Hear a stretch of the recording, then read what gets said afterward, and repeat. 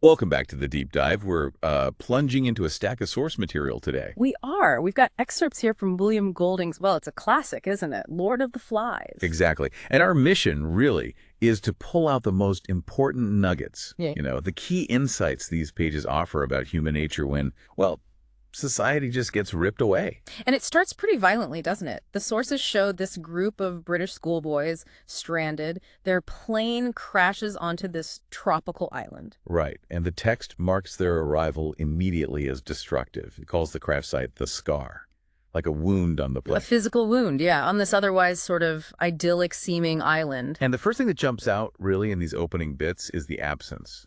No adults. Anywhere. Yeah. And the initial reaction from that first boy we meet, the fair boy, Ralph, Yeah. it's just pure delight, isn't it? Oh, absolutely. The source uses phrases like realized ambition. He's literally standing on his head, grinning. It feels like total freedom, Yeah. opportunity. But that lack of adult authority, it throws up a huge challenge straight away, doesn't it? It really does. How do you create any order? How do you even, function? And that's what these early pages are grappling with. Okay, so you see that challenge immediately when Ralph runs into the fat boy, Piggy. What did the sources tell us about them initially? Well, Piggy is, he's immediately different. His asthma, his thick spectacles, he's always talking about his auntie. He's very much grounded in the adult world, the rules back home. Very pragmatic. Exactly. Whereas Ralph is just enjoying the moment, the freedom. But it's Piggy who actually has the crucial knowledge, right? He recognizes the conch shell they find. He knows what it is, says it's ever so valuable. Yeah, his mom had one, apparently. But it's Ralph, with his, well, lung power, who can actually blow it, creates this huge sound. And that sound, the source says, that's what brings them all together. It's the first kind of signal for assembly, not based on intellect, but just this loud, captivating noise. Hmm. Yeah, and as they show up, drawn by the shell, we meet the others. The sources introduce the twins, Sam and Eric. They're described as sort of cheerful and identical. Right. And then Jack Squire. Yes, initially called Meridew, leading this choir, who are almost like one single dark bat-like creature at first. It's quite a striking image. And Simon. Simon, too.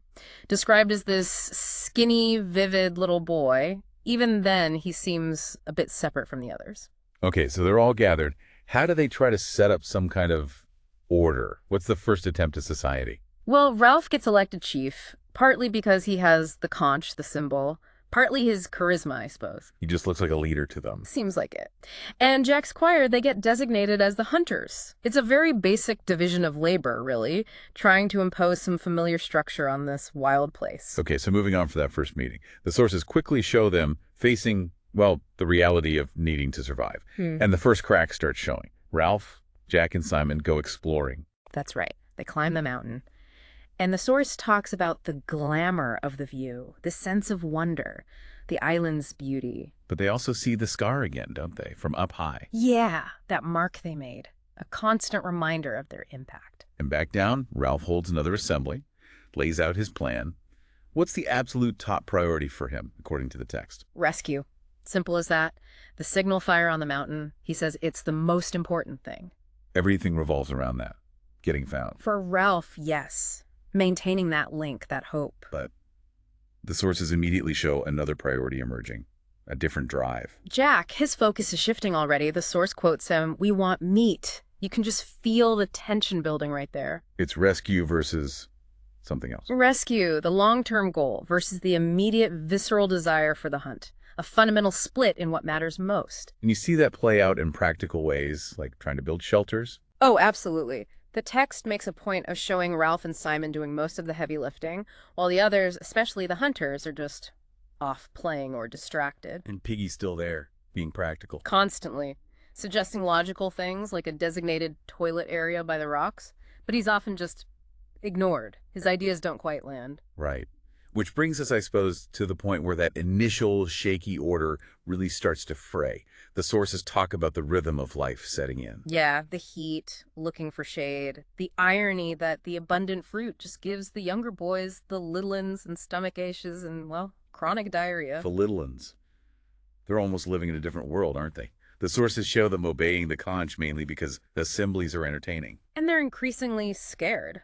Terrified, really, especially at night, talking about a beastie, a snake thing. That fear It starts becoming a major theme. It really does. And alongside that, you see Jack's hunters getting more intense, more focused on the hunt. The face paint is a huge turning point. Ah, the mask. Exactly. The source says the mask compelled them.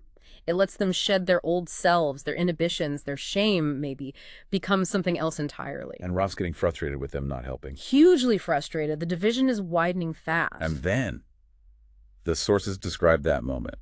The absolutely crucial, devastating mistake. The hunters finally succeed. They kill a pig. Big celebration. But while they're doing that, completely absorbed in the kill. They let the signal fire go out. Precisely. And right at that moment, a ship passes the island. Missed. Gone. The consequences are huge. Ralph's reaction, the text calls it savage. He confronts Jack, just raw fury, screaming, "There was a ship out there! You said you'd keep the fire going and you let it out." Feels like a point of no return in their relationship. Yeah, you can feel it. And then, practically speaking, they need Piggy's glasses to relight the fire, which just highlights how essential he is, even if they don't always value him. So there's this temporary truce, maybe, around the feast. Sort of. A shared excitement, relief, maybe. But that core tension, rescue versus hunting, order versus chaos, it's right there, boiling under the surface now. And that boiling tension, it feeds right into this growing sense of fear the sources emphasize next. The beastie talk isn't just the little ones anymore. No, it's spreading, infecting everyone. Ralph tries to tackle it directly, calls an assembly specifically to put things straight, tries to be rational about it. But Jack just dismisses it, calls the little ones crybabies. Yeah, uses scorn. Piggy, though, he tries logic. Life is scientific, he argues. There can't be a physical beast like they imagine. But even Piggy senses something's wrong. He does. He says something like, if there's something wrong, there's someone to put it right. He doesn't think it's a monster, but maybe people. And he sees what Ralph doesn't quite get yet, how much Jack hates him. And amidst all this fear and division, the sources really zoom in on Simon. Yes, he's different. Quiet, observant. He finds his own space, this place I know in the jungle. Needs solitude. But the others just think he's weird for it. Yeah, they misunderstand him. Like he's sneaking off because he's, taken short or something embarrassing. They don't get his contemplative nature at all. And it's that observant, slightly detached quality that puts him in the path of, well, the next terrifying event. The sources describe the beast from air. Yeah. A dead parachutist drifts down onto the mountain during the night. Sam and Eric, the twins, are on fire duty. They see this figure tangled in lines moving in the wind. And they're terrified. Utterly. Their description is all fragmented fear, furry, wings, eyes, teeth, claws. It creates this monstrous image that seems to confirm everyone's worst nightmares. So Ralph and Jack, they have to lead an expedition to find this thing right, despite their rivalry. Yes. They leave Piggy behind, which is significant too, and head towards Castle Rock, this sort of rocky outcrop. And even on this mission, the source shows their different priorities, doesn't it? Clearly. Ralph is still thinking about the signal fire. Can they relight it near where the beast is supposed to be? Jack, though, he sees Castle Rock and he's instantly captivated. As a fort. As a fort, yeah. A place of power. A place where you could roll rocks down on enemies. Fun, but destructive fun. And Simon? What's his take? Simon's quiet, but he voices the doubt no one else will. Just says, I don't believe in the beast. While the others are chasing this external monster, Simon goes off on his own again, back to his clearing. And that's where he finds the real horror, according to the sources. He finds the sow's head. The hunters killed a mother pig brutally and stuck her head on a sharpened stick, a gift for the beast. This is the Lord of the Flies. That's the one.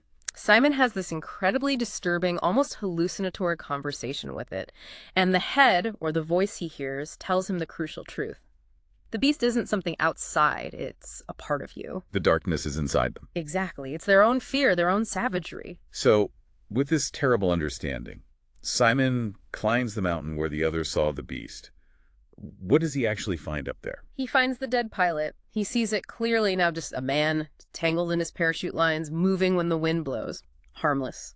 Tragic. So he untangles the lines. Yeah, he frees the body in a way, realizes the truth, and he knows he has to tell the others. He rushes down the mountain with this vital, liberating news. Which brings us to that absolutely horrific scene the sources describe down at Castle Rock. Jack's tribe is there. Painted faces, feasting. Yes, and the source really emphasizes Jack's dominance now. Power lay in the brown swell of his forearms. Authority sat on his shoulder. He's offering meat, protection, freedom from rules. He's got control. And Ralph and Piggy show up, still trying to talk sense. They do, wanting to bathe, maybe join the sheets, but also talk. But the atmosphere is just charged. There's a storm brewing, literally and metaphorically. The boys are doing this ritual dance. The chant! Kill the pig, cut her throat, bash her in. It's getting faster, wilder, a real frenzy, binding them together in this shared violence. And into the middle of that, Simon stumbles out of the forest. Trying to tell him, trying to shout above the storm and the chanting about the dead man on the hill, the truth that would dispel the beast. But they don't see Simon. No. In their frenzy, in the dark, maybe terrified by him appearing suddenly, they see the beast. And they attack. The sources are brutal here. The stick fell, and the mouth of the new circle crunched and screamed, tearing of teeth and claws. They kill him. The one person who actually knew the truth about the beast is killed by the beast within them. The ultimate tragic irony. He understood the darkness, and he was consumed by it, manifesting through the group. And then the storm breaks right after. Immediately, as if cleansing the island, Simon's body is washed out to sea. And soon after, the wind carries the dead pilot and his parachute off the mountain and out to sea as well.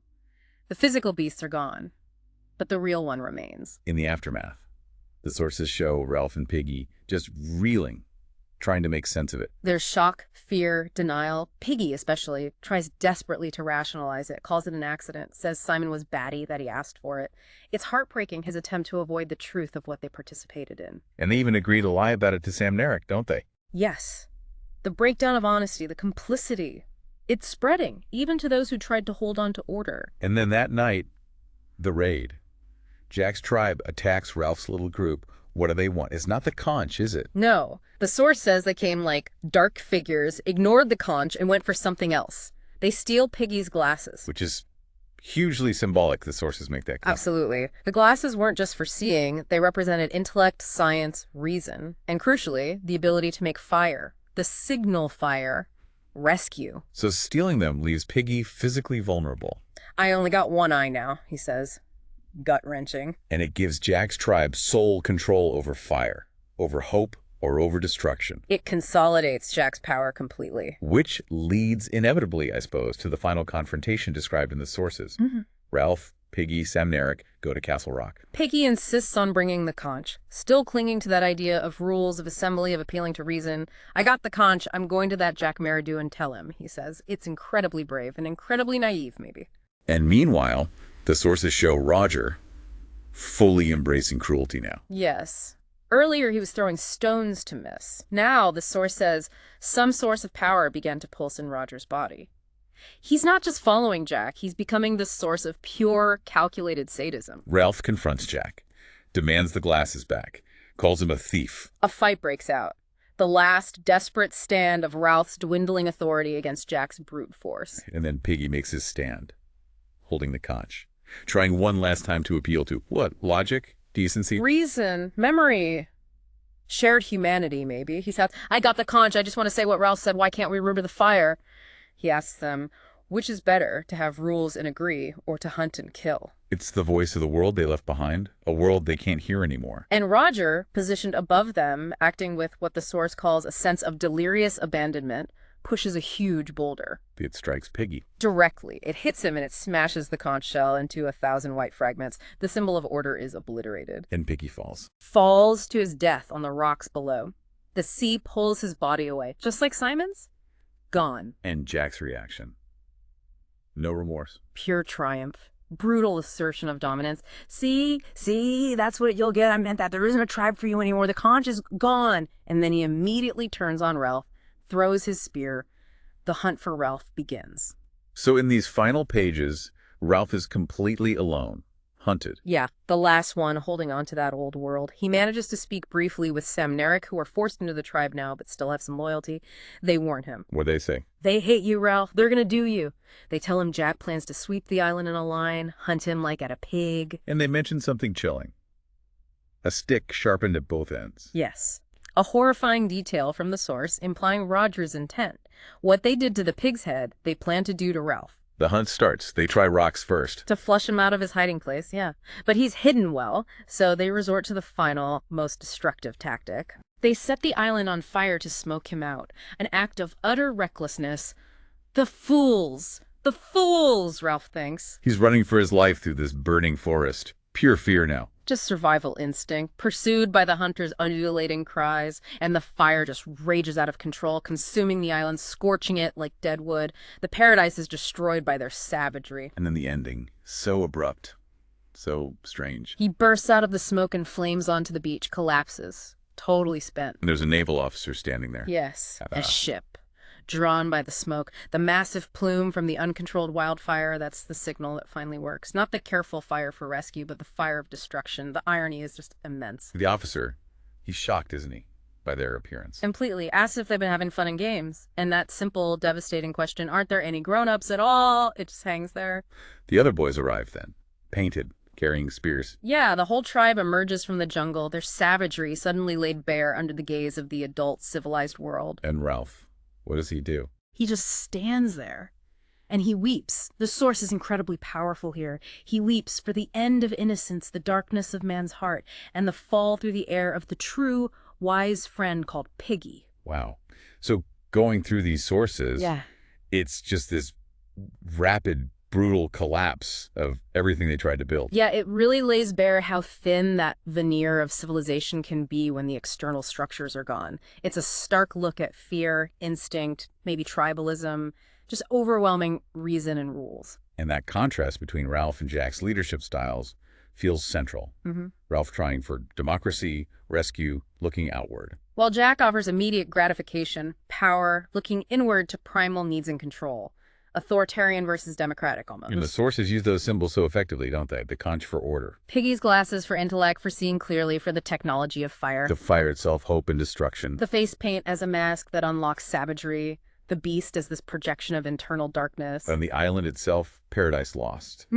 Corrupt. Yep. Right. And the key thing these sources seem to suggest is that the island, the situation, it doesn't create the darkness. It just reveals it, allows what's already inside to come out. Which is probably why it resonates so much. It forces you to ask uncomfortable questions about, well, us.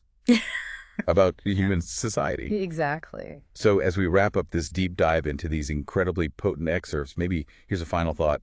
Something pulled right from the text for you to mull over. Okay. The fire that finally brings rescue.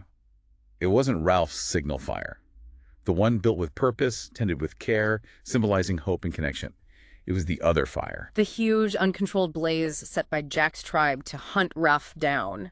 An act of destruction. Right. So what does it mean? What does it say about how things actually happen, maybe?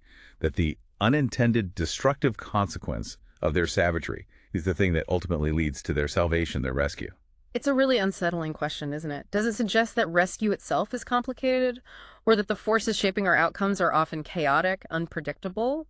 Maybe even emerging from the very darkness we fear? Something to think about. Definitely. We hope this deep dive has given you some food for thought and maybe encourages you to explore these sources yourself. Thanks for joining us.